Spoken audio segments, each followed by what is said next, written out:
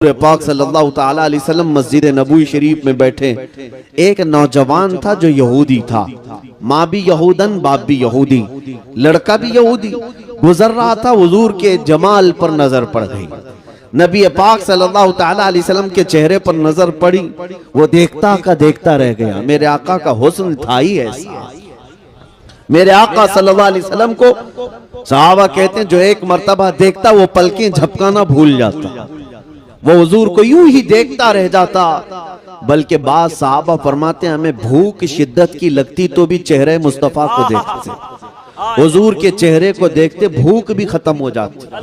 यहाँ तक कि जो बीमार सहाबा हैं वो कहते हैं अगर बहुत ज्यादा बीमार होते तो रसूलुल्लाह को देख लेते थे। है जहर मासी का तैबा ही शिफा खाना, वो जो न थे तो कुछ न था, वो जो न हो तो कुछ न हो, वो जो न थे तो कुछ न था, वो जो न हो तो कुछ न हो, जान है वो जहान की, जान है तो जहान है। वाह अजीज़ान गिरामी वक़ार, बड़ी खुशी हासिल है आप तमाम हज़रात के जज्बात, ख्वाहिशात, तमन्नाएं जो नबी पाक सल्लल्लाहु ताला अलैहि वसल्लम की मोहब्बत से वाबस्ता हैं। अल्लाह करीम हमेशा इस शहर को मरकज़े इश्क़ रसूल बनाए। आमीन आमीन आमीन आमीन। अल्लाह तुम्हारी नस्लों में क़यामत तक कोई गुस्ताख पैदा न फरमाए। जब तक जवानों में यह जज्बा बाकी रहेगा, हुजूर पाक सल्लल्लाहु ताला अलैहि वसल्लम के नामे पाक के लिए इंशाअल्लाहुल अज़ीज़ बड़ी सी बड़ी आंधी और तूफान तुम्हारा कुछ न बिगाड़ सकेंगे। बस इसी बात पर रहो कि अपने बच्चों को जायदाद और प्रॉपर्टी ना दे सके तो कोई बात नहीं, लेकिन इश्क़ रसूल जरूर दे देना। सुभान अल्लाह, सुभान अल्लाह। विरासत में अपने बच्चे को मोहब्बत रसूल जरूर देकर जाना। कल को अगर तुम्हारा बच्चा फकीर भी रहा, दुनिया अगर उससे पूछे कि तेरे बाप ने क्या कमाया था और तेरे लिए क्या छोड़ा, तो तुम्हारा बच्चा शर्म से सर न झुकाए बल्कि सर उठाकर कहे मेरा बाप मुझे इश्क़ रसूल देकर गया है, मुझे मेरा बाप विरासत में मोहब्बत रसूल देकर गया है। इस बात पर बच्चों को फख्र करना भी सिखाओ, इसलिए कि हमारे पास फख्र करने वाली अगर कोई चीज है तो मेरे मुस्तफ़ा की जात है। अजीज़ान गिरामी वक़ार, नबी पाक सल्लल्लाहु ताला अलैहि वसल्लम की निस्बत पर अगर फख्र ना करें तो फिर किस पर फख्र करें। हमारे पास अब बची कौन सी चीज है? नबी करीम सल्लल्लाहु ताला अलैहि वसल्लम की मोहब्बत, उनके नाम पर मर मिटने का जज्बा, यही दुनिया को आज भी खल रहा है। दुनिया इसी बात से परेशान भी है कि इन लोगों के पास सब कुछ खत्म हो गया, सब कुछ लुट गया, ये बहुत पीछे आ गए। इनसे हमारे से तो हुकूमत छीनी गई, हमारे से हर जगह की हुकूमतें, इक़्तिदार, तख्त सबसे छीना गया, हमसे छीना गया। हम 700 साल तक यहाँ पर बराजमान रहे, स्पेन में 700 साल तक रहे, दुनिया के 3 बड़े बर्रे आज़म पर हमारी हुकूमत जारी रही, लेकिन उन सारे ममालिक से हुकूमत इस्लाम को ख़त्म करके इन कुफ़ार मुशरिकीन यहूद और नसारा ने हमें टुकड़ों में बांट दिया, फिरकों में बांट दिया। लेकिन उसके बावजूद आज दुनिया का सबसे पहला टारगेट भी हम ही हैं, जिसको 100 साल से ये लोग मार रहे हैं। हमारी इस जमात को पिछले 100 साल से मारा जा रहा है। फिलिस्तीन को तोड़ तोड़ करके रख दिया गया, शाम, इराक, यमन सब बर्बाद कर दिया गया, अफगान के टुकड़े टुकड़े हो गए। 100 साल से सुपर पावर ताकतें हमारे पीछे लगी हुई हैं, छोटी से लेकर बड़ी तक ताकतें। अगर दुश्मन अपना किसी को समझती हैं वो सिर्फ दाढ़ी वाले को, वो चाहे अमेरिका में हो, यूरोप में हो, इंग्लैंड में हो कि अफ्रीका में हो, मुसलमान निशाने पर है, सब जगह निशाने पर है। कभी आपने सोचा कि जो बिखरी हुई कौम है, टूटी हुई कौम है, हमारे पास कोई ढंग की हुकूमत नहीं, लेकिन फिर क्यों हम निशाने पर हैं? दुनिया आज हमसे खौफजदा क्यों है, परेशान क्यों है? मेरे अजीजों, वही बात है जिसको इकबाल ने कहा था, कुछ बात तो है कि मिटती नहीं हस्ती हमारी। क्या बात है, क्या बात है। कुछ बात तो है कि मिटती नहीं हस्ती हमारी, सदियों रहा है दुश्मन दौरे जमा हमारा, तौहीद की अमानत सीनों में है हमारे, इश्क़ रसूल की अमानत सीनों में है हमारे, आसान नहीं मिटाना नामो निशा हमारा।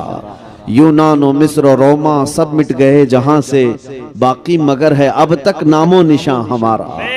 अजीजा ने गिरामी वकार, कोई चीज तुम्हारे पास आज भी जो बाकी है, जिससे दुनिया खौफ ज़दा है, परेशान है, वो चीज जो बाकी है तुम्हारे पास, वो अपने नबी की मोहब्बत बाकी है, इश्क़ रसूल की दौलत बाकी है। और इसी दौलत की हिफाजत करते रहना मेरे अजीजों। ये जलसे, ये जुलूस, ये उलमा का आना जाना, ये इसीलिए लगा रहता है कि तुम्हारी ये मोहब्बत रसूल की अमानत बाकी रहे, अमानत बाकी रहे। वरना चोरों के आने जाने शुरू हो गए, मक्कार और लुटेरों का तुम्हारे यहाँ आना जाना अगर शुरू हो गया तो इश्क़ रसूल की दौलत भी जा सकती है, जो आखिरी दौलत तुम्हारे पास बची है।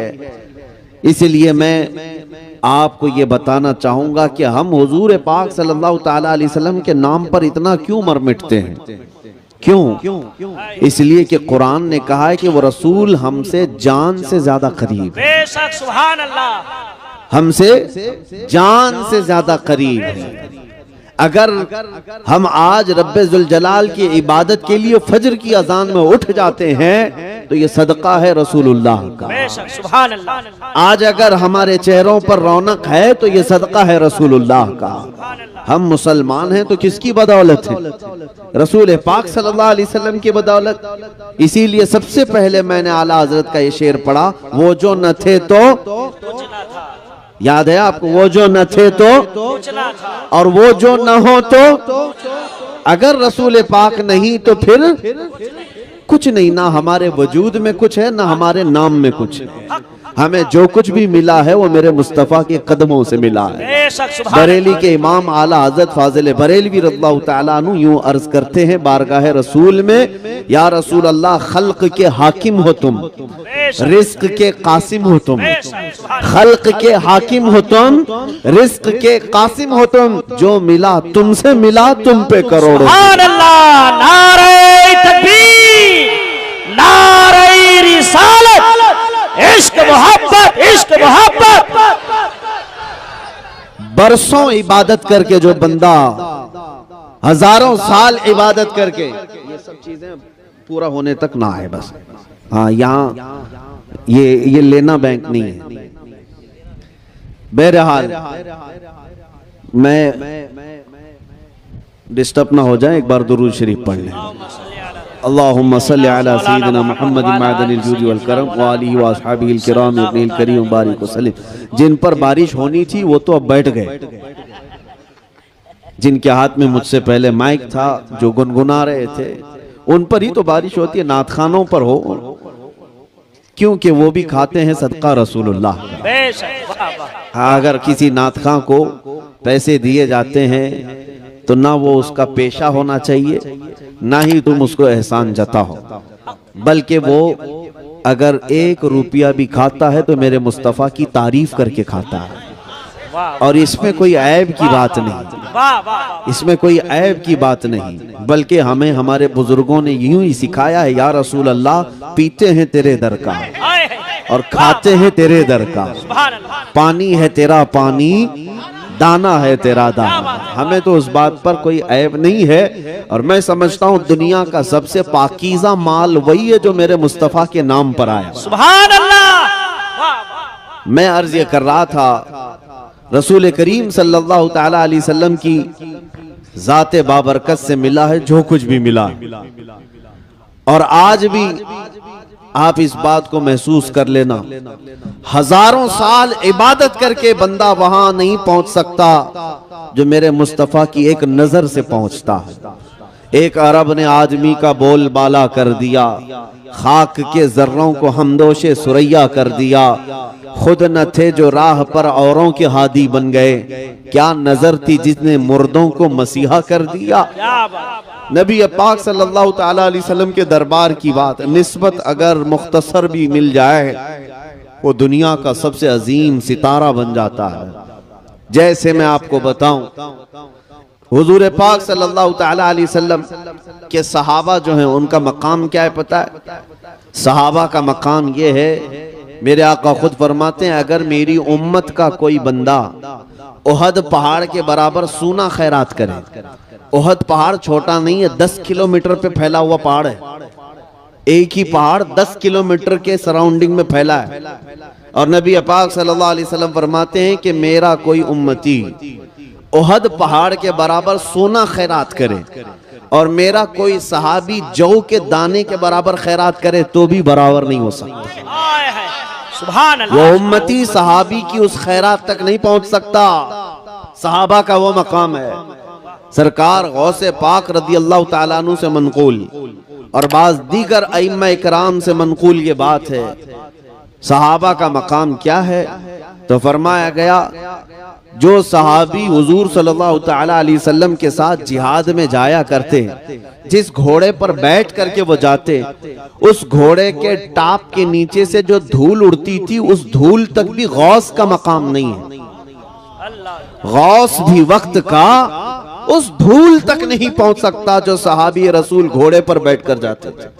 यह मकाम सहाबा का है। क्यों मिला सहाबा को ये मकाम? क्यों है? सिर्फ और सिर्फ सोहबत रसूल की बुनियाद। क्या बात है। वो निस्बत रसूल है जो उन्हें दुनिया में सबसे मुमताज करती है, सबसे आला करती है। उम्मत का कोई गौस हो, कोई कुतुब हो, कोई किसी भी किस्म का बड़ा सा बड़ा फकीह हो, वो रसूल पाक के सहाबी के मकाम को नहीं पहुंच सकता। प्लस मैं आपको एक हैरत अंगेज बात बताऊं, हुजूर पाक सल्लल्लाहु ताला अलैहि वसल्लम मस्जिद नबवी शरीफ में बैठे, एक नौजवान था जो यहूदी था, माँ भी यहूदन बाप भी यहूदी, लड़का भी यहूदी, गुजर रहा था, हुजूर के जमाल पर नजर पड़ गई। नबी पाक सल्लल्लाहु ताला अलैहि वसल्लम के चेहरे पर नजर पड़ी, वो देखता का देखता रह गया। मेरे आका का हुस्न था ही ऐसा। मेरे आका सल्लल्लाहु अलैहि वसल्लम को सहाबा कहते हैं जो एक मर्तबा देखता वो पलकें झपकाना भूल जाता, वो हुजूर को यूं ही देखता रह जाता। बल्कि बाद सहाबा फरमाते हैं हमें भूख शिद्दत की लगती तो भी चेहरे मुस्तफा को देखते, हुजूर के चेहरे को देखते भूख भी खत्म हो जाती। यहाँ तक कि जो बीमार सहाबा हैं वो कहते हैं अगर बहुत ज्यादा बीमार होते तो रसूलुल्लाह को देख लेते थे। है जहर मासी का तैबा ही शिफा खाना।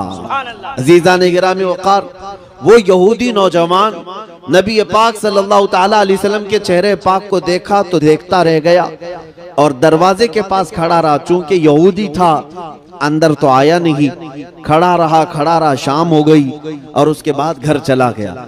आज एक दिन था, दूसरे दिन फिर उसने इरादा करके देखना शुरू किया, तीसरे दिन से तो उसका मामूल बन गया कि वो काम काज पे नहीं जाता, सीधे आकर मस्जिद के बाहर खड़ा होता और चेहरे रसूल को ताकता रहता था, सिर्फ टकटकी बांधकर देखता रहता था। किसी ने जाकर उसके माँ बाप को शिकायत कर दी कि तुम्हारा बेटा तो मोहम्मद का दीवाना हो गया, तुम यहूदी हो, तुम्हारा बेटा उनका दीवाना हो गया, मोहम्मद सल्लल्लाहु ताला अलैहि वसल्लम को ही देखता रहता है। माँ बाप को जब ये बात पता चली तो बेटे को डांटा डपटा और फिर जब वो नहीं माना तो मारा भी, बहुत उसको ज़ज्र तौबीख किया। और उसके बाद मेरे अजीजों ये इश्क रसूल की ये आदत है ही ऐसी जिसको आला हज़रत फरमाते हैं जान है इश्क मुस्तफ़ा, रोज फजू करे खुदा, जिसको हो दर्द का मजा नाजे दवा उठाए क्यों, फिर के गली गली तबाह ठोकरे सबकी खाई क्यों, दिल को जो अक्ल दे खुदा तेरी गली से जाए क्यों। नबी पाक सल्लल्लाहु ताला अलैहि वसल्लम को देखना वो छोड़ता नहीं था। माँ बाप को शिकायत की गई। एक दिन बाप यहूदी आया और देखा अपने बेटे को कि यहीं खड़ा रहता है, आकर के अपने बेटे को गिरफ्तार किया और घर ले गया और जंजीरों से बांध करके उसको कैद कर दिया। कहा आज के बाद ना तू घर से बाहर निकलेगा, ना मोहम्मद को देखेगा, ना मस्जिद के बाहर जाएगा, ना कहीं उनकी जियारत करेगा। और उसको जो ये सजा मिली ये सख्त तरीन सजा होती है। एक आशिक रसूल के लिए सबसे बड़ी सजा उसके रसूल से दूर कर देना। नबी पाक सल्लल्लाहु ताला अलैहि वसल्लम से दूर करना। आज दुनिया भी देखें हमें जो सबसे बड़ी सजा दे रही है, वो क्या सजा दे रही है? हमारे बच्चों को मार करके नहीं, हमारी औरतों को नीलाम करके नहीं, बल्कि सबसे ज्यादा बड़ी सजा आज हमें जो दी जा रही है वो हमारे मुस्तफा की शान में तौहीन करके। क्योंकि हमें पता, उन्हें पता है ये मुसलमान अगर बिलकता है, तड़पता है, तो किसी और बात पे नहीं, अपने नबी की बेइज्जती पर तड़पता है, अपने नबी के अपमान पर तड़पता है। दुनिया आज भी जानती है, इसीलिए मेरे नबी पाक को निशाना बना करके ये गुस्ताखियां करती है और हमें बार बार कलेजा जलाया जाता है। एक आशिक रसूल को दुनिया इसी तरह तड़पाती है।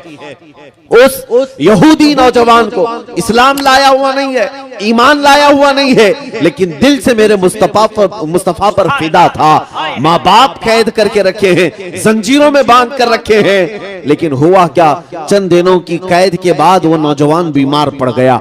ऐसा बीमार कि अब उठने फिरने की ताकत नहीं थी। अब माँ बाप ने जंजीरें खोल दी, इलाज शुरू कर दिया। जब बड़े बड़े हकीम आए, इलाज से आजिज आ गए, सब थक गए और कहा इसकी बीमारी न पकड़ में आती है, न इलाज सही हो पाता है।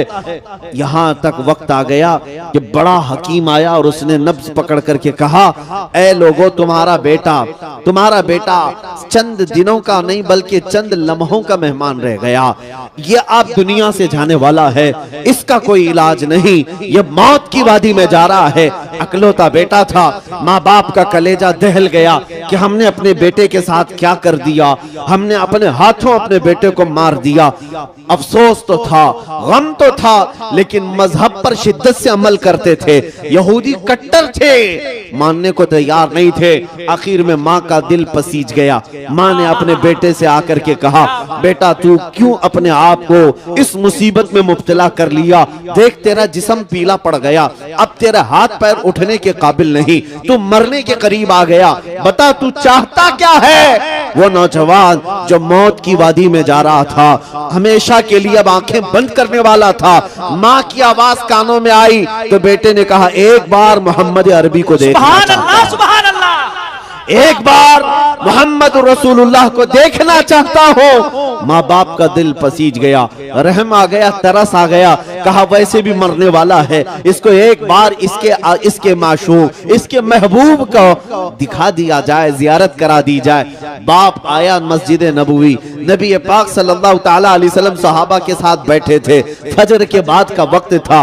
आकर के दरवाजे से उसने पुकारा, हुजूर तशरीफ लाए। कहा मेरा बेटा आपका दीवाना है, आपकी मोहब्बत में ऐसा वारफ्ता है कि हमने उसे कैद में रखा, लेकिन वो न माना, उसे हमने मार तोड़ किया, वो न माना, लेकिन आज हालत ये आ गई कि मेरा बेटा दुनिया से जाने वाला है, मौत की वादी में जा रहा है, लेकिन उसकी ख्वाहिश है कि मरने से पहले वो एक बार आपको देखना चाहता है। अगर आप बुरा ना समझे तो मेरे घर तशरीफ लाएं, मेरे बेटे को एक बार अपना जलवा दिखा दीजिए। अपने बेटे के लिए वो इल्तिजाएं करता रहा।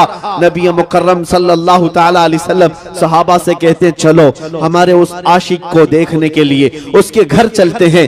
नबी पाक सल्लल्लाहु ताला अलैहि वसल्लम चल कर के आए। यहूदी का घर है, माँ भी यहूदन, बाप भी यहूदी, बेटा बिस्तर पर पड़ा हुआ है, मौत करीब है। जैसे ही नबी पाक घर में दाखिल हुए, खुशबू से घर महक गया। बिस्तर पर उसे अंदाजा होने लग गया कि जाने जाना तशरीफ ला रहे हैं, रूह कायनात तशरीफ ला रहे हैं। उसने ताकत और कुव्वत को जमा किया, आंखें उठाकर देखा, सामने आफताबे रिसालत है, सामने महताबे रिसालत है। नबी पाक सल्लल्लाहु अलैहि वसल्लम जैसे ही सिराने के पास आए, पूरी कुव्वत के साथ वो अपने बिस्तर से उठकर बैठ गया। नबी पाक सल्लल्लाहु ताला अलैहि वसल्लम ने चेहरे के नीचे हाथ दिया और उठा करके बिठाया और फरमाया कि ए नौजवान, अब देर किस बात की? जब तेरा दिल मेरे नाम से धड़कता है, जब तेरे अंदर मेरे नाम की मोहब्बत है, तो देर किस बात की? क्या अभी कलमे तैयबा पढ़कर मुशर्रफ इस्लाम नहीं होना चाहता? उस नौजवान ने कहा, आका देर किसी बात की नहीं, बस बात इतनी थी कि आप सामने हो और मेरे लब खुलते चले जाएं। सुभान अल्लाह। उसने कलमा तैयबा पढ़ा, नबी पाक सल्लल्लाहु ताला अलैहि वसल्लम पर ईमान लाया, और अभी ईमान लाया था, कलमा तैयबा का विर्द हो रहा था, और इधर से जान निकलती जा रही थी, रूह निकलती जा रही थी। नबी पाक सल्लल्लाहु ताला अलैहि वसल्लम को देखते देखते रूह को अल्लाह के हवाले कर दिया, बिस्तर पर लेट गया। लेकिन आपको मैं बताऊं, नबी पाक सल्लल्लाहु ताला अलैहि वसल्लम को वो आखिरी मर्तबा देखने वाला नौजवान कितनी देर के लिए ईमान लाया था? चंद मिनटों के लिए ईमान लाया, चंद मिनटों के लिए ईमान लाया। लेकिन जानते हो, वो चंद लम्हों के लिए लाया हुआ ईमान उस नौजवान को सहाबी रसूल के मकाम पर पहुंचा। वो सहाबी रसूल के मकाम पर पहुंच गया, और उस मकाम पर पहुंचा। देखो, जिंदगी में एक नमाज पढ़ने का वक्त भी नहीं आया, ज़कात देने का वक्त भी नहीं आया, रोजा रखने का वक्त भी नहीं आया, इधर ईमान लाया, उधर वफात हो गई। लेकिन मकाम कौन सा पाया? वो मकाम पाया जहां दुनिया का कोई गौस भी उसके कदम तक नहीं पहुंच सकता। वाह वाह वाह वाह वाह।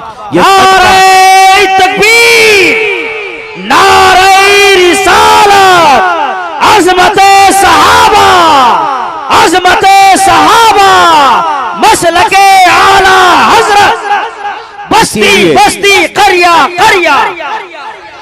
इसीलिए आला हज़रत ने फरमाया, या रसूल अल्लाह, जो मिला तुमसे मिला, जो मिला तुमसे मिला, तुम पे करोड़ों दुरूद। जिन सहाबा को मकामात उलिया मिले, वो किसकी वजह से? रसूलुल्लाह की वजह से, मेरे मुस्तफा की बदौलत।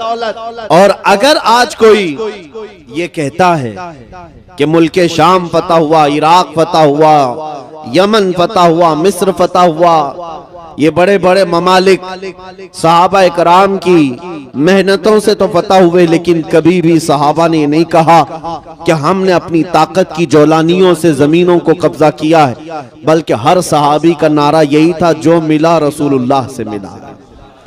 हम आज जिस मकाम पर हैं वो मेरे मुस्तफा की बदौलत है। इसीलिए नौजवानों, फख्र करना सीखो। किस बात पर फख्र करोगे? इस बात पर फख्र करो कि मैं रसूलुल्लाह का अदना गुलाम हूं, मेरी निस्बत मेरे मुस्तफा से है। दुनिया को दिखाने के लिए तुम दाढ़ियां छिलवा देते हो, दुनिया को दिखाने के लिए तुम टोपियां छुपा देते हो, ये सोचते हो कि दुनिया पता नहीं हमें आतंकवादी ना कह दे, दुनिया हमें टेररिस्ट ना कह दे, दहशतगर्द ना कहे, इसलिए हम सेकुलर बन करके जिएंगे। अब तो लोग ऐसे नाम भी रखने लग गए कि पहचान में ना आए कि मुसलमान है कि कौन है। लोग इस तरह जीने की आदत डालते हैं। मैं कहता हूं, बुज़दिलो, कब तक इस तरह छुप छुप करके जियोगे? जीना है तो मेरे मुस्तफा के नाम पर खुल करके जियो।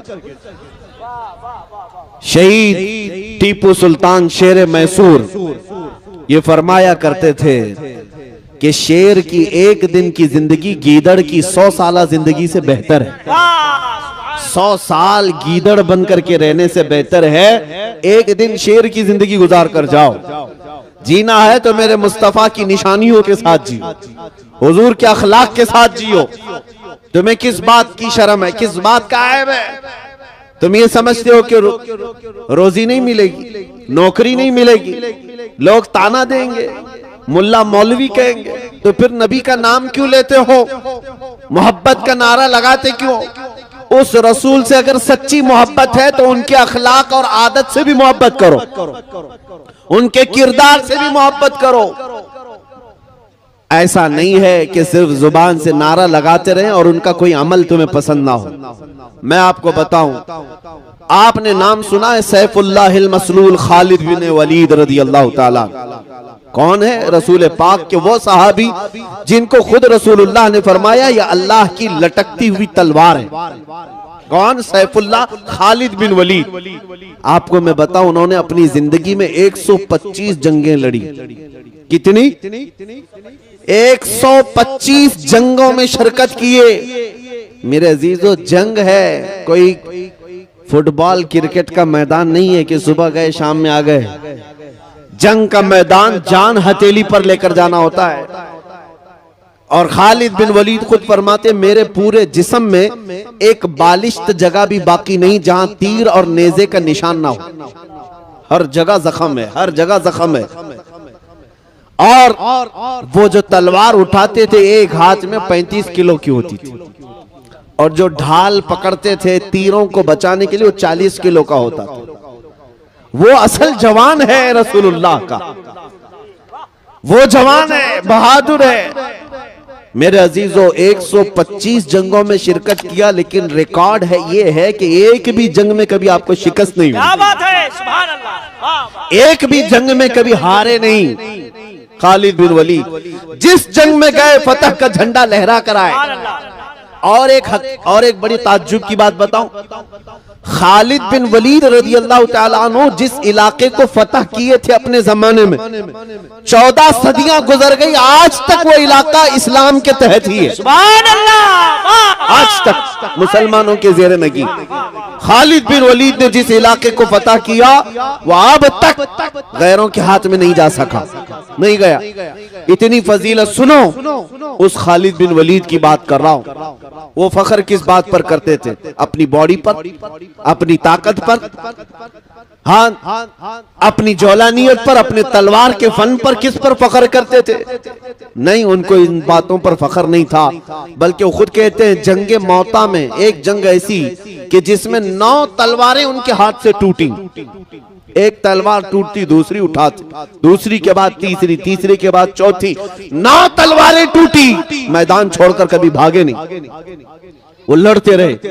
हजरत खालिद बिन वलीद फरमाते मैं शहादत के शौक में जाता था, लेकिन कभी मौत मैदान जंग में नहीं आई, नहीं आई। एक जंग के मैदान में ऐसा हुआ कि बड़े बड़े पहलवान सामने तलवार लहराते आ गए आपकी गर्दन के पास। 4 बड़े बड़े पहलवान आए, आप लड़ ही रहे थे कि अचानक आपका अमामा गिर गया, सर से अमामा गिर गया।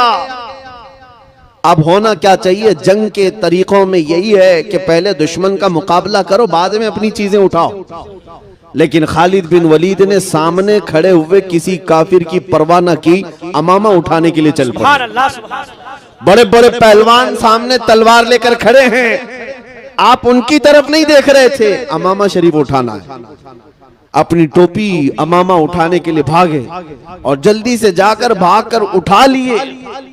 इतनी देर में तो वो गर्दन अलग कर सकते थे, लेकिन सब हैरत में रह गए। सबों ने तलवार नीचे कर ली। ये हरकत एक आम फौजी भी नहीं करता, एक आम सिपाही भी नहीं करता।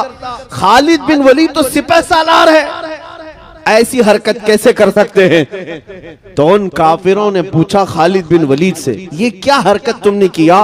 एक छोटा फौजी भी नहीं करता ऐसी हरकत। तुम बड़े सिपह सालार होकर जंग में जब दुश्मन तेरी गर्दन पर तलवार ताने खड़ा है, अपनी गर्दन बचाने की बजाय तुम पगड़ी बचाने चल पड़े, तुम अपना अमामा उठाने चल पड़े।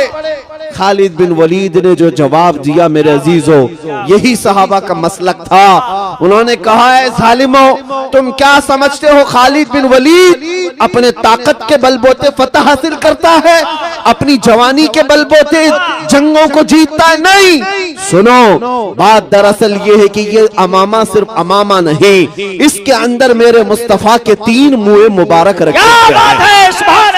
इसके अंदर रसूलुल्लाह के 3 बाल मुबारक हैं। और मेरा यकीन यही है, मैं अपनी ताकत के बलबूते नहीं जीतता, बल्कि जिस जंग में भी मुझे फतह मिलती है वो रसूलुल्लाह के मुँह मुबारक की बदौलत। निस्बत पर उन्हें नाज था, उन्हें फख्र इसी बात पर था। इसी को आला हजरत ने क्या फरमाया, या रसूल अल्लाह, जो मिला तुमसे मिला, तुम पे करोड़ों दुरूद।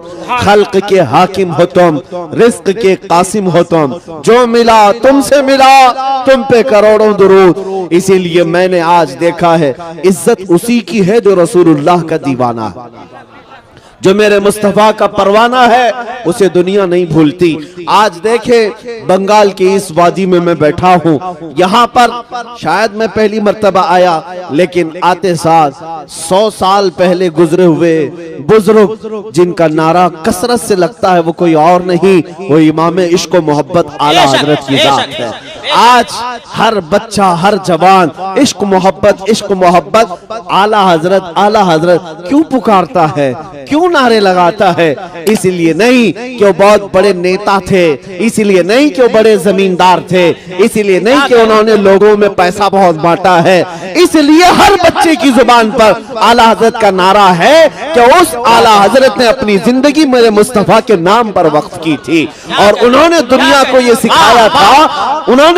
ये सिखाया था, कि जीना हो तो है लोगों ऐसे जियो कि हुजूर को पुकार कर यूं कहो, या रसूल अल्लाह चमक तुझसे पाते हैं सब पाने वाले, मेरा दिल भी चमका दे चमकाने वाले, क्या मेरा दिल भी चमका दे चमकाने वाले।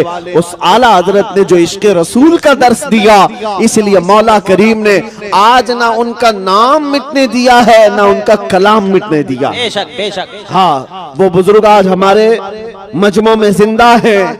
आज मुजाहिदे मिल्लत को कसरत से याद किया जाता है। क्या कहने बंगाल की खाड़ियां, उड़ीसा की वादियां मुजाहिदे मिल्लत के कदम कदम को याद करती हैं। क्यों? क्या उस मुजाहिदे मिल्लत ने बहुत बड़ा महल बना लिया था? क्या उस मुजाहिदे मिल्लत ने कोई बहुत बड़ी हुकूमत बना ली थी? उस मुजाहिदे मिल्लत ने अपनी जिंदगी में अगर कुछ किया है तो इन भोले भाले सुन्नियों के दिलों को इश्क रसूल से गरमाया, मोहब्बत मुस्तफा में जीना सिखाया है, तड़पना सिखाया है। बल्कि बंगाल और उड़ीसा की खाड़ियों और वादियों में बसने वाला हर मुसलमान इस बात को याद रखे, तुम मुजाहिदे मिल्लत के पड़ोसी हो। मुजाहिदे मिल्लत ने यह दर्स भी दिया, क्या है मुसलमानों, दुनिया अगर तुम्हें कैद करने से डराती है, जेल की सलाखों में डालने से डराती है, तो डरना नहीं, बल्कि मुझे देख लेना, खुशी से हथकड़ियां पहन लेना। इसलिए कि अगर नामे मुस्तफा पर हथकड़ियां पहनाई जाए तो उन बुजुर्गों ने कहा कि हथकड़ियां नहीं है, ये मेरे मुस्तफा की मोहब्बत के कंगन है। नारे तकबीर, हाथ उठे, नारे रिसालत, मसलके आला हजरत, फैजाने हुजूर मुजाहिदे मिल्लत, हिम्मते मुजाहिदे मिल्लत, बस्ती बस्ती करिया करिया, देखो देखो कौन आया, जिंदाबाद। मेरे अजीजों, बस मैं यही चाहता हूं कि तुम्हारा जज्बा बरकरार रहे। दुनिया जो लूटना चाहे लूट ले, हम दुनिया के लिए नहीं आए। हमें हमारे मुस्तफा करीम सल्लल्लाहु अलैहि वसल्लम ने इरशाद फरमाया, अद-दुनिया सिजनुल लिल मुमिनीन, दुनिया मोमिनों के लिए कैद खाना है। कैद खाने में कितना जी सकते हो, कितना ऐश कर सकते हो। उन मुसलमानों से मैं कहता हूं जिनको ये लगता है कि मौलाना लोगों की तकरीरें सुने तो दुनिया छोड़ना पड़ेगा, नहीं सुनोगे तब भी छोड़ना पड़ेगा। मलकुल मौत तो आने वाले आएंगे, आज या कल कभी तो आएंगे, पकड़ कर ले जाएंगे। कोई भी प्रॉपर्टी वाला, कोई जमींदार हमेशा रहने के लिए नहीं आया। मुझे कोई गारंटी देकर के बताए कि मैं 100 साल जीने वाला हूं, बता दे कोई। किसी को कल तक की गारंटी नहीं है, 100 साल बहुत दूर की बात। मोमिनो, तुम्हें यहां हमेशा रहना नहीं है। अगर दुनिया लूटती है तुम्हारा सामान तो लूट ले, कुछ फर्क नहीं पड़ता।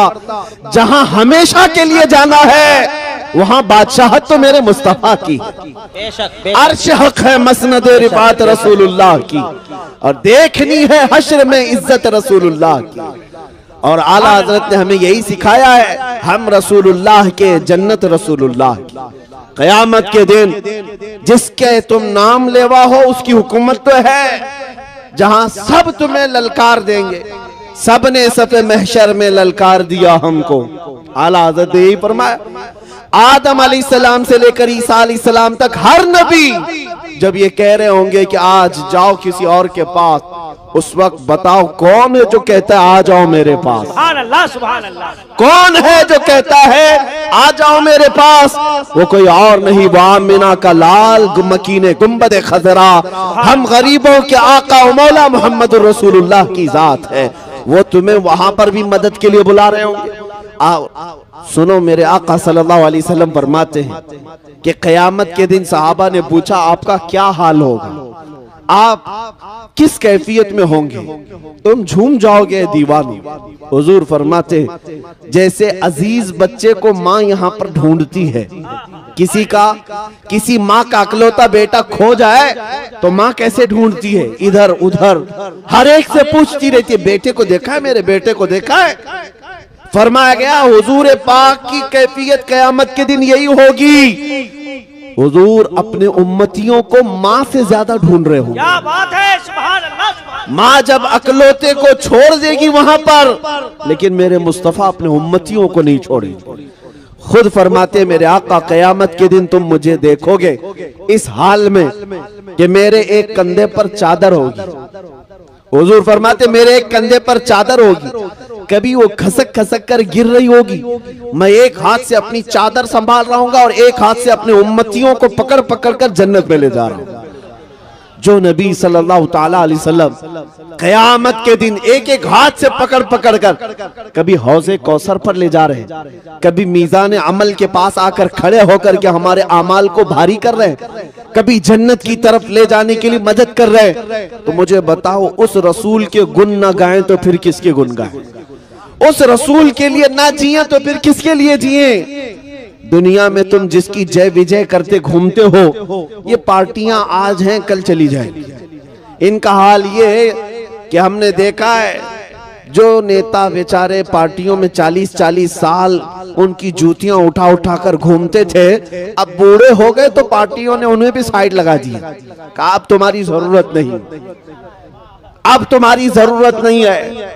यही हाल होगा। ये दुनिया ऐसी लैला है जो रोज शोहर बदलती है, ये दुनिया ऐसी लैला है जो रोज मजनू बदलती है, और ये पागल हैं जो इज्जत इनकी जूतियों में ढूंढते हैं। बूढ़े हो गए तो तुम्हें पार्टी से भी निकाल दिया, बूढ़े हो गए तो तुम्हें साइड लगा दिया, क्या अब तुम्हारा काम नहीं है, बैठो किनारे देखो हम हुकूमत करेंगे।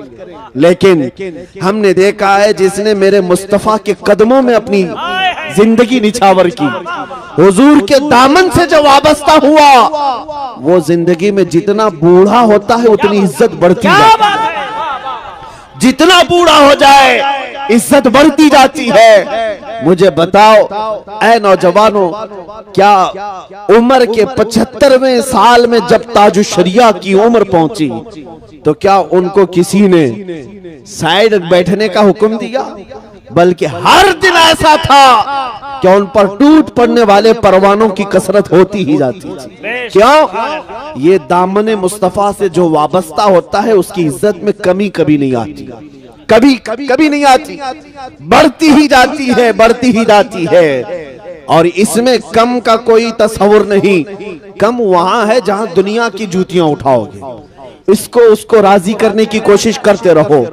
और देखा आपने अल्हम्दुलिल्लाह, मैं मुसलसल पिछले 1.5 साल से कंटिन्यू हिंदुस्तान के हर इलाके में जा रहा हूं, हर सूबे में, कितने शहरों में गया, नौजवानों का और लोगों का पुरतफाक इस्तेकबाल, हर जगह नारे और फूलों से निछावर। किस बात की मुझे इज्जत दी जा रही, क्यों मुझे लोग इस कदर आंखों पे बिठाए हुए, क्यों मुझे मिंबर पर बुलाया जाता है, दावत दी जाती। मैं ये जानता हूं तुम्हारी ये इज्जत, तुम्हारी ये मोहब्बत, तुम्हारा ये फूल बरसाना, आंखों पर बिठाना, इसलिए नहीं कि मैं भी किसी पार्टी का नेता हूं, नहीं, तुम जो कुछ भी इज्जत देते हो वो सिर्फ इतनी बात है, जब तक बिके न थे तो कोई पूछता न था, जब तक बिके न थे तो कोई पूछता न था। या रसूल अल्लाह, तुमने खरीद कर हमें अनमोल कर दिया। ये नाज ये अंदाज हमारे नहीं होते, झोली में अगर टुकड़े तुम्हारे नहीं होते, जब तक के मदीने से इशारे नहीं होते, रोशन मेरी किस्मत के सितारे नहीं होते। बेदाम ही बिक जाइए बाजार नबी में, इस शान के सौदे में खसारे नहीं होते।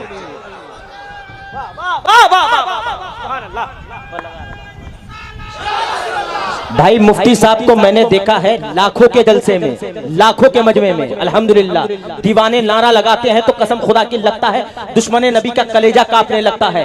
लब्बैक लब्बैक लब्बैक लब्बैक। यार माइक वाले भाई, कसम खुदा की क्या है यार,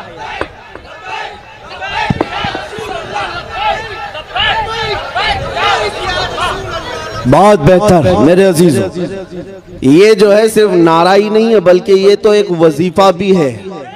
लब्बैक या रसूल अल्लाह, ये सिर्फ नारा नहीं है, मेरे मुस्तफ़ा की पुकार है और दुरूद भी। नबी पाक सल्लल्लाहु ताला अलैहि वसल्लम को पुकारना ये सिर्फ और सिर्फ नारा नहीं है, ये इबादत है, ये इबादत है। और दुश्मनों का कलेजा फटता है आज तो इसी नारे की बदौलत, उन्हें पता है।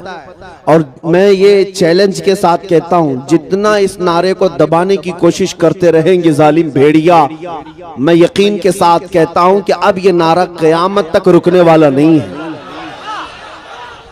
नहीं रुकने वाला है। क्यों? इसलिए कि ये किसी आम शख्सियत के नाम पर लगने वाला नारा नहीं, ये कायनात के दूल्हा के नाम पर लग रहा है, हुजूर पाक सल्लल्लाहु ताला अलैहि वसल्लम के नाम पाक पर है। और किसी अभी चंद दिनों पहले की बात है, शायद हफ्ता 2 हफ्ता पहले एक साहब ने मुझे कहा कि किसी मजमे में नारा बहुत लग रहा था, हमें बुलाया गया पुलिस स्टेशन में और केस देने की बात की। मैंने कहा क्यों? कहा लब्बैक लब्बैक के नारे लगा रहे थे, पुलिस वालों ने कहा कि तुम पर भी केस होगा। मैंने कहा इसमें डर किस बात का, डर किस बात का? कहा कि आप तो अच्छी खबर दे रहे हैं, इससे बेहतर केस क्या हो सकता है, इससे बेहतर केस क्या हो सकता है कि नबी पाक सल्लल्लाहु ताला अलैहि वसल्लम के नाम पाक पर पुकारने का वो तुम्हें केस नहीं बल्कि सर्टिफिकेट दे रहे हैं आशिक रसूल होने का। क्या बात है, वाह वाह वाह वाह। वो सर्टिफिकेट दे रहे हैं कि तुम किसी और को नहीं पुकारते, तुम रसूलुल्लाह को पुकारते हो। अगर दुनिया ये सर्टिफिकेट देती है तो खुशी से कबूल कर लो और बारगाह मुस्तफा में जाकर अर्ज करना और कहना या रसूल अल्लाह, सिर्फ मैं ही नहीं कहता, सारी दुनिया भी कह रही है, आपके दुश्मन भी कह रहे हैं, मैं किसी और को नहीं पुकारता, सिर्फ आपको पुकारता हूं। जिस दिन नबी पाक सल्लल्लाहु अलैहि वसल्लम की बारगाह में तुम ये अरीजा पेश करोगे, यकीन है मेरे आका यही फरमाएंगे, यही फरमाएंगे, कब्र में जब तुम पहुंचोगे उस दिन सारी दुनिया से थक हार करके पहुंचोगे, नबी पाक मुनकर नकीर से कहेंगे छोड़ दो ये मेरा मलंग है, ये दुनिया से थक करके आया है, दुनिया ने इसे बड़ा परेशान किया है, छोड़ दो इसे, सो जाने दो। हम उसी रात के लिए मेरे अजीजों मर मिटते हैं। आओ मेरे अजीजों, नबी पाक सल्लल्लाहु ताला अलैहि वसल्लम के नाम पाक पर बेदार होना यह हमारे बुजुर्गों का शिवा है। हमने देखा है जब जब कौम हमारी सोती है, इसको जगाने के लिए हुजूर का नाम ही काफी है, नाम ही काफी। एक यहूदी आलिम है जो रिसर्च कर रहा था, डॉक्टरेट किया, पीएचडी किया, एक नहीं 2 पीएचडियां, किस बात पर?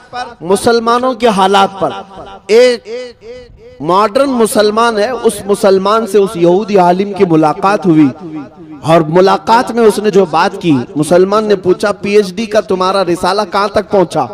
कहा मैंने 2 बार अलग अलग टॉपिक पर पीएचडियां की हैं और सब मुसलमानों के हालात पर। उस मुसलमान ने पूछा कि किस नुक्ते पर तुम पहुंचे, रिजल्ट क्या आया तुम्हारी पीएचडी में?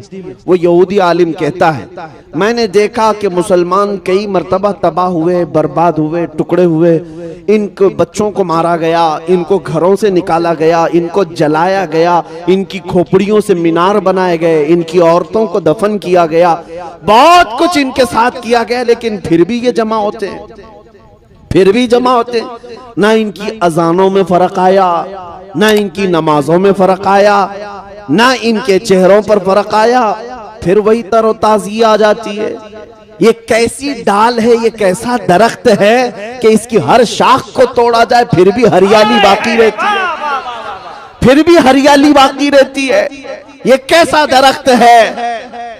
तो इस मुसलमान ने पूछा कि तुम्हें क्या लगता है वजह क्या होगी, तुम बताओ। उस यहूदी आलिम से पूछा कि वजह क्या होगी कि बार बार हरियाली फिर आती है, इसकी शाखों को तोड़ने के बाद भी फिर हरियाली आती है।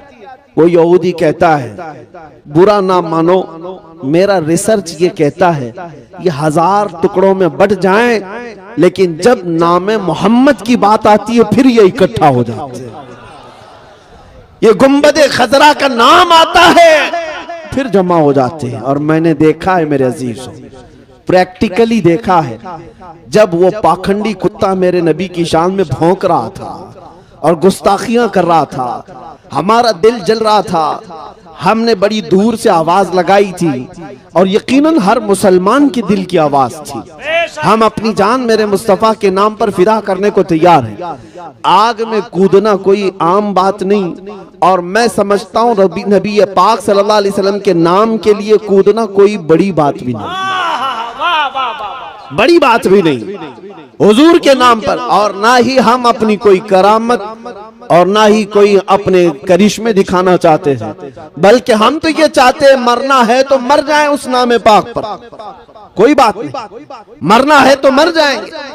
लेकिन आपको ये बात मैं बता रहा हूं कि जब उन जालिमों को ललकारा गया, उन कुफार और मुशरिकीन को ललकारा गया, तो आपने महसूस किया कि पूरे हिंदुस्तान भर के मुसलमानों में जो बेदारी आई, हर तरह का नौजवान खड़ा हो गया।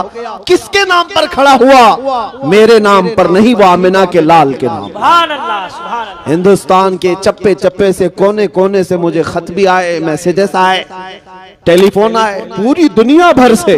अब मैं आपको बताऊं तो हैरत होगी, हमारा जिनसे कोई फिक्री ताल्लुक ही नहीं, उन जमातों के भी बड़े बड़े सरदार, दूसरे मकतबे फिक्र से ताल्लुक रखने वाले बड़े बड़े उलमा, वो सब जिनसे हमारा शदीद तरीन इख्तिलाफ है, उन लोगों ने भी कहा मौलाना आप बरेलवी हो, हमें पता है आप बरेलवी, हमें पता है हमारा आपसे बड़ा इख्तिलाफ है, लेकिन जिस नाम की इज्जत के लिए आप खड़े हैं, आप पीछे मुड़कर देखेंगे तो हमारी जमात भी खड़ी है।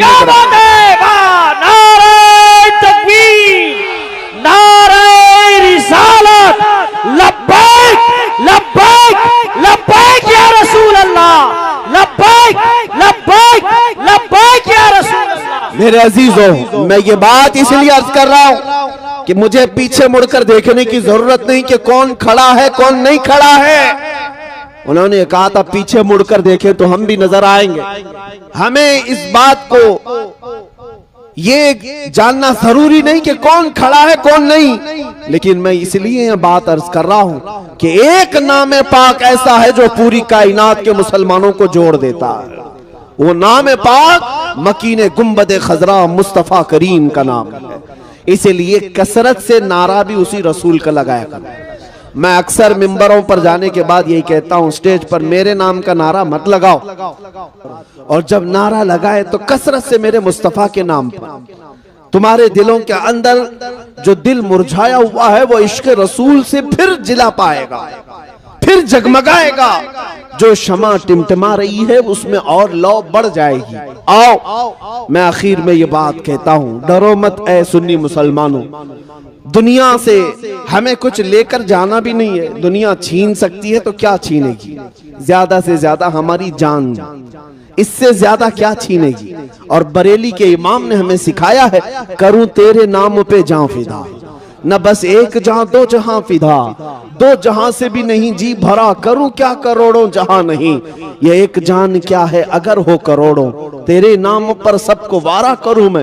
तुम्हें पता है हम जब कब्रिस्तान जा रहे होंगे हमारी कैफियत क्या होती है पता है आपको? आपके यहाँ मैयतों को नहलाया जाता है, नहलाया जाता है, साफ सफेद नया कपड़ा पहनाया जाता है।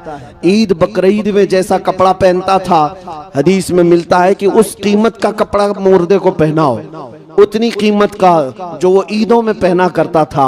अच्छा कफन पहनाओ और उसे खुशबू लगाओ, इतर लगाओ, और उसको फिर हम सजा करके ले जाते हैं, सजा कर ले जाते हैं। हमारे जनाजे जाते भी हैं तो ऐसा लगता है कोई दूल्हा जा रहा है। उसके जनाजे पर फूल भी डाले जाते हैं, इतने फूलों की बरसात होती है।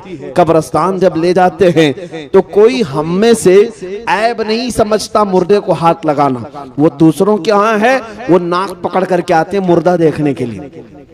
अपने ही मुर्दों को देखने के लिए नाक मुंह दबा करके आते हैं, कोई छूते नहीं। लेकिन हम में से हाल ये है कि हम अपने मुर्दों को अपने हाथों से नहलाते हैं, अपने हाथों से पहनाते हैं, और कब्रिस्तान में उतारने के लिए हर कोई आगे बढ़ता रहता है कि मैं पकड़ूं, मैं पकड़ूं। कोई ये नहीं देखता कि मेरा रिश्ता इससे क्या है। हर एक उसकी इज्जत कर रहा होता है। और नहलाने में जानते हैं एक बात बार बार कही जाती है, अरे आहिस्ता से करो, आहिस्ता से करो, उसे तकलीफ ना होने पाए, उसे धीरे धीरे करो। बहुत ज्यादा गर्म पानी भी ना नहलाओ, बहुत ज्यादा ठंडा पानी भी ना नहलाओ।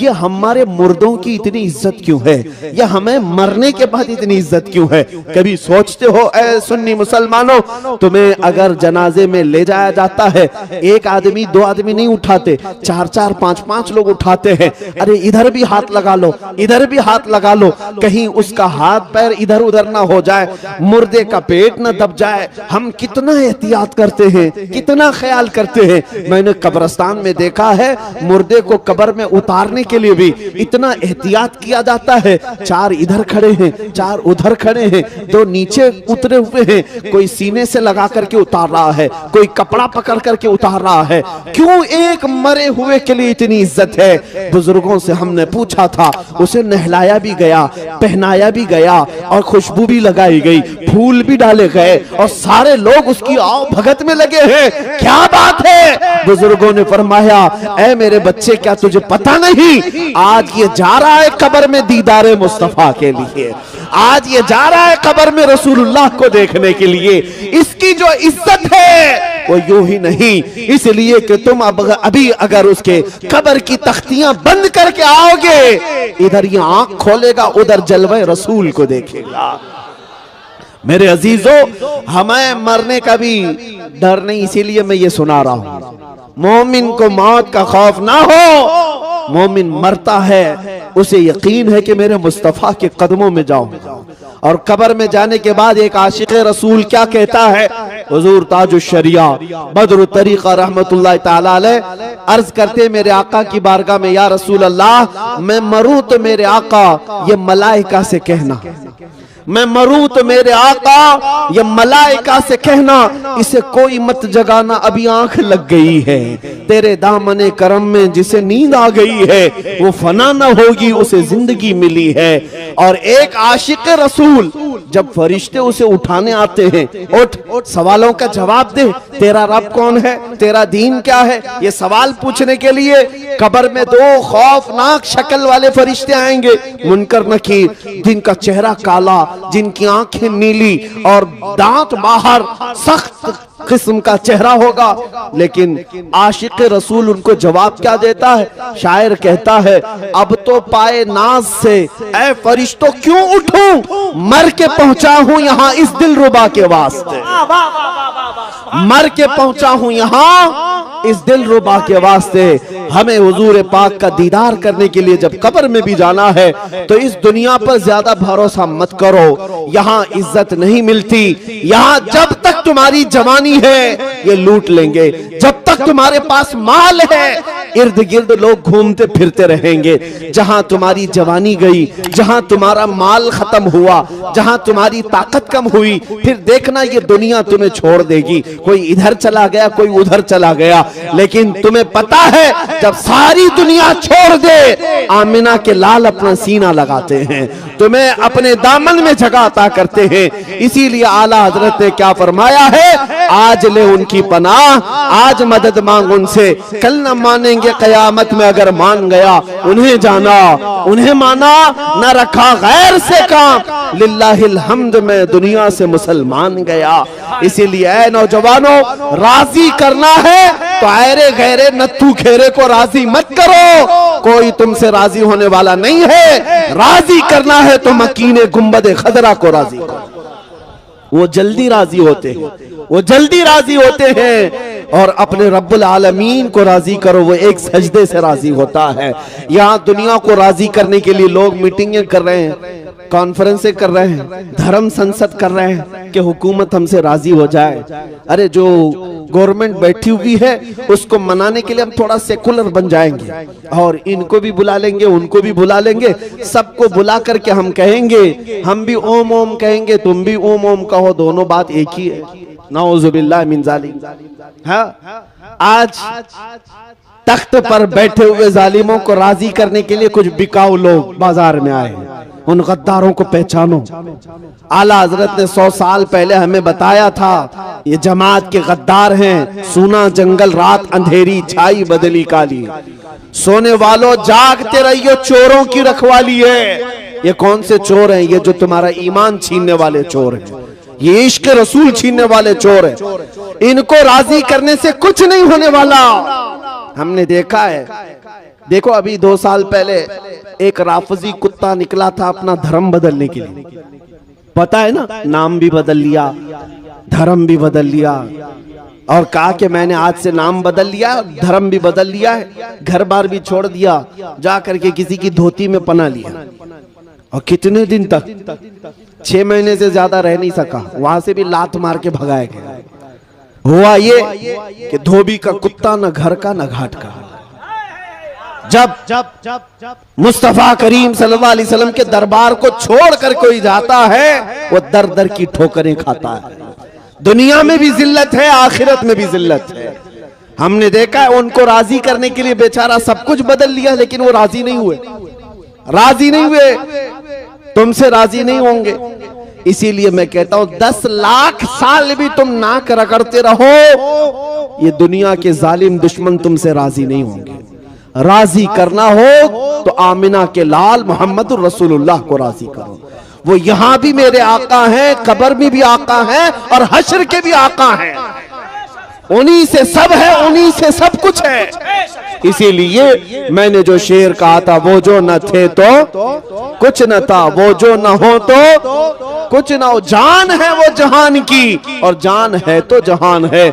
अल्लाह करीम हम सबको उनकी मोहब्बत में जीने मरने की तौफीक अता फरमाए। हम रहे तो मौला आशिक़े रसूल बनकर के जिए और मरे तो मेरे मुस्तफ़ा की मोहब्बत में मरे। मौला जब हमारा जनाजा उठे तो दुनिया पुकार कर कहे कि मेरे मुस्तफ़ा का दीवाना इस दुनिया से जा रहा है। इतनी ही दुआ है और साथ में तुम्हें ये दर्स दे करके जाता हो, उठो कुव्वते इश्क से हर पस्त को बाला कर दो, दहर में नामे मोहम्मद से उजाला कर दो। यहाँ दुनिया में जो कुछ भी है वो मेरे मुस्तफ़ा का है। इसीलिए मेरे मुर्शिद गिरामी ताजु शरिया ने ये फरमाया है, जिंदगी ये नहीं है किसी की किसी के लिए, जिंदगी है नबी की नबी के लिए। ना समझ मरते हैं जिंदगी के लिए, अरे जीना मरना है सब कुछ नबी के लिए। व आखिर दावाना अल्हम्दुलिल्लाहि रब्बिल आलमीन। अस्सलामु अलैकुम। रसूल करीम सल्लल्लाहु तआला अलैहि वसल्लम के एक जलीलुल कद्र सहाबी खालिद बिन वलीद रदियल्लाहु तआला, अल्लाहु अकबर। इनके ईमान की बात तो देखें, आपके नफ्स की बात। कड़ियल जवान है और ये भी एक जंग में गए थे, एक किले का मुआसरा किया था, ईसाइयों का था और वो फतह नहीं हो पा रहा था। ईसाइयों ने कहा खालिद बिन वलीद के साथ तलवार से नहीं लड़ा जा सकता, अखलाक से लड़ेंगे। अखलाक से यहूद और ईसाई आज तक लड़ रहे हैं। और अब इंतजार मत करो कि कोई तलवार लेकर के आएगा। हमारे घरों में तलवारें पहुंच चुकी हैं, हमारे घरों में जंग हो रही है। टीवी टेलीविजन के जरिए से घर घर आज जहन्नम बनता चला गया। हमारे बच्चों की तालीम के एतबार से यहूद और नसारा हमारे घर में दाखिल हो गए, हमें कानों कान खबर तक नहीं। बच्चा सुबह जा करके जीसस इज गॉड कहता है और गणपति की पूजा करते करते ओम ओम कहते उसकी सुबह शाम हो रही। मुआज़ रब्बिल आलमीन, अल्लाह के रसूल सल्लल्लाहु अलैहि वसल्लम ने सच फरमाया, कुल्लु मौलूदिन यूलदु अलल फितरा व अबवाहु युहव्विदानिही औ युमज्जिसानिही औ युनसिरानिही। हर पैदा होने वाला बच्चा मुसलमान पैदा होता है, लेकिन उसके माँ बाप उसे यहूदी बना देते हैं या आग का पुजारी बना देते हैं या ईसाई बना देते हैं। मुझे ताज्जुब होता कैसे बनाते हैं माँ बाप। आज देखने को मिल रहा है एग्जाम्पल, माँ बाप भेजते हैं ऐसी जगह पर जहाँ बच्चा सुबह से शाम तक उन्हीं की बात करते करते आता है। हमें पता भी नहीं कब काफिर हो गया बच्चा, कब काफिर हो गया पता ही नहीं। अजीजान मोहतरम, रसूल करीम सल्लल्लाहु अलैहि वसल्लम के वो जलीलुल कद्र सहाबी खालिद बिन वलीद, इनके साथ लड़ाई हो रही है ईसाइयों। ईसाई पादरी ने कहा खालिद हम आपसे लड़ना नहीं चाहते, एक हमारी बात मान लो। कहा क्या है? कहा तुम अपने नौजवान साथियों को लेकर बाजार में से आ जाओ, 2 दिन के बाद या 3 दिन के बाद हम किले की चाबियां आपके हाथ में दे देंगे, लड़ेंगे नहीं। हजरत खालिद बिन वलीद ने कहा ठीक है। वजह क्या थी? खालिद बिन वलीद के साथ पूरे नौजवान सिपाही थे, जितने लश्कर में थे सब नौजवान थे। ईसाइयों ने एक नापाक मंसूबा ये बनाया था कि पूरे बाजार में नंगी लड़कियां खड़ी कर दी जाए और दौलत बिखेर दिया जाए। नौजवान को खरीदने के लिए 2 ही चीजें, एक दौलत एक औरत। इन 2 चीजों में हर नौजवान बिक जाता है, लेकिन कसम खुदा की वो नौजवान कभी नहीं बिकता जो बाजार मुस्तफा में पहले ही बिक चुका हो। लेकिन आज भी लोग तुम्हारी बोली लगाते हैं औरत के जरिए और माल के जरिए। तुम फैसला करो किसके किसके पास बिकते जाओगे, कितने लोगों के पास बिकोगे। जहां हुस्न देखा हमारे हाथ पैर ढीले हो गए, जहां माल देखा हमारे हाथ पैर ढीले हो गए। खालिद बिन वलीद के साथ यही किया गया। 3 दिन के बाद जब वो अपने नौजवान सिपाहियों को लेकर बाजार में आ रहे थे, पूरे मुल्क की हसीन और जमील लड़कियां नंगी खड़ी हैं, दौलत का अंबार बिछाया गया है। खालिद बिन वलीद की नजर पड़ती आप रुक गए, पलट गए और अपने तमाम सहाबा से कहने लगे, नौजवानों से, कि ए नौजवानों, आज तुम्हारे इम्तिहान का वक्त है। अगर तुम्हारा कदम जरा भी फिसला तो कयामत तक आने वाली मुसलमान कौम तुम पर लानत बरसाएंगी, और अगर आज तुमने साबित कदमी का मुजाहरा किया तो कयामत तक आने वाले तुम्हारे ऊपर रहम और करम के फूल बरसाएंगे। खालिद बिन वलीद से नौजवानों ने पूछा, हुजूर हमें करना क्या है? ये बाजार तो नंगा है, हम क्या करें? खालिद बिन वलीद ने कहा, बस रसूलुल्लाह की सुन्नत को हाथ से मत छोड़ना। पूछा, हम तो हर सुन्नत पर अमल करते हैं। हजरत खालिद बिन वलीद ने कहा, नहीं, आज एक खास सुन्नत तुम्हें बताओ। मैंने अपने नबी करीम सल्लल्लाहु अलैहि वसल्लम को देखा है, जब भी मेरे आका बाजारे मदीना में जाते थे, ना आका दाएं देखते थे ना बाएं, आपकी निगाहें हमेशा नीचे हुआ करती थी। उस सुन्नत पर अमल करके चले जाओ। सहाबा इकराम ने खालिद बिन वलीद की बात को सुना, उसके बाद गुजरने लग गए और सही सलामत गुजरते गुजरते उस किले तक पहुंच गए। न लड़की से छेड़छाड़, न दौलत की छेड़छाड़, न हाथ में दौलत का सिक्का उठाया, न औरतों की तरफ नजर उठाया। तारीख तो ये बताती है वो नौजवान तो ऐसे गुजर रहे थे, अगर उनके सरों पर अंडा रख दिया जाता तो भी नहीं गिरता। इतने साकित और जामिद गुजर रहे थे। और इधर ईसाइयों में खुशियां मनाई जा रही थी कि वहां नौजवान बच चुके होंगे, औरतों के जाल में फंस चुके होंगे, दौलत समेट रहे होंगे। लेकिन जैसे ही उन्होंने अपने सामने खालिद बिन वलीद जैसे नौजवान को और उनके साथ पूरे जवानों को देखा, आंखें फटी की फटी रह गई। ईसाई पादरी वादे के मुताबिक सारी चाबियां लाकर खालिद बिन वलीद के कदमों में रखता है और पूछता है, खालिद जरा ये तो बताओ, ये कौन से जवान हैं, ये कौन से नौजवान हैं, इनके अंदर नफ्स है या नहीं, ये इंसान है या फरिश्ते हैं, कौन सी जमात को तुमने जमा किया है? खालिद बिन वलीद ने 2 जुमले इरशाद फरमाए थे, आज मैं फख्र के साथ इस मिंबर से अर्ज करता हूँ। खालिद बिन वलीद ने कहा, नादान, तुमने उन आंखों को खरीदने की कोशिश की थी जिन आंखों में पहले ही से जमाले मुस्तफा बच चुका हो, उसे दुनिया का कोई हुस्न धोखा कैसे दे सकता है? उन आंखों को क्या धोखा देगा ये हुस्न जमाल जिन आंखों में मुस्तफा करीम का जमाल बसा हुआ हो? ये नौजवान है तो इंसान, लेकिन अपनी आंखों को उन्होंने मुस्तफा के बाजार में बेच दिया है। अब ये आंखें किसी और तरफ नहीं उठती हैं। अल्लाह अकबर। उस ईसाई पादरी ने, तारीखी बात है, खुद अपने खानदान समेत जितने लोग किले में मौजूद थे, खालिद बिन वलीद के हाथ पर मुशर्रफ इस्लाम हो जाते हैं, इस्लाम के हल्के में दाखिल हो गए, मुसलमान हो